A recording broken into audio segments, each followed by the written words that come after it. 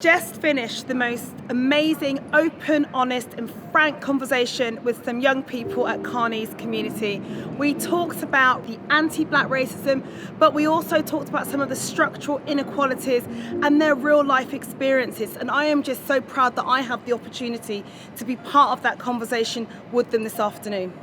Obviously, since I've been elected here, one of my kind of key priorities has always been about young people, but more importantly, about young people that look like myself, because I recognise and know the challenges that we have to kind of overcome, because I've had to overcome them. But I absolutely want to hear your stories about things. Me, I've had racism in school, I've had racism in the workplace until I didn't even realise it was racist until 3 years later. And I'm like, hold on, that was actually quite racist. And then there's certain things that people don't even think that they're being racist at the time. In construction, being the only black person there, like, it was very awkward. It even come to a point where I used to take days off work just for my mental health, due to the fact that I didn't feel good working in that environment no more. And it come to a point where a colleague of mine told me that my supervisor was calling me. Do you understand where I'm coming from? So even me to hear that, I've never been in an environment, I've never heard that in my life. I'm getting frustrated by it because it is the most, like, it's just a real dumb argument. Like, we're just human. Mm-hmm. Yeah, regardless of what shade you are. That's George's daughter. She's no less his daughter because she produces more metal in him. Of course, I don't know what it's like to be a young black girl, but growing up as a young mixed race girl, I never saw like anyone beautiful who looked like me. I never saw like any princesses who looked like me, any models on the TV who looked like me, or anyone who even just had my hair. And it always made me feel so insecure about how I looked. And like up until I was about like 8, I wanted to be white my whole life. I just wanted to be white. I wanted to be white with blue eyes and blonde hair.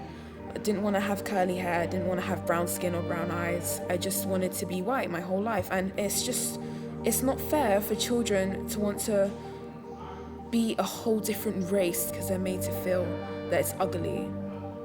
And it needs to change now. We can't wait for another black man or another black woman to be killed in the hands by people who were protecting us. It needs to happen now.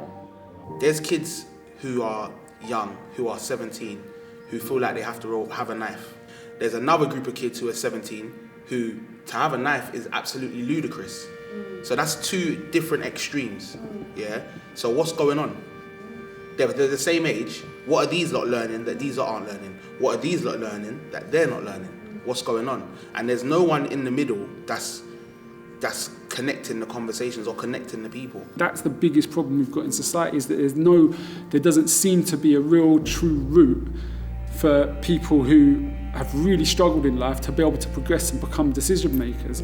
And I think some of the people that we've got around the table today here are people that the things that they've been through, they have been through hell, but they've managed to get through it and to still become successful, yet they're still trying to be held back by society. We have people choosing to abstain from voting simply because their perception of the state is so negative.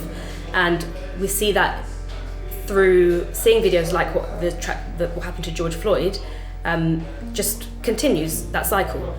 And we will never have full engagement from the black community until we improve the relationship between the state and the black community. Many people don't have trust in politicians because they don't think the politicians represent them or can be their voice.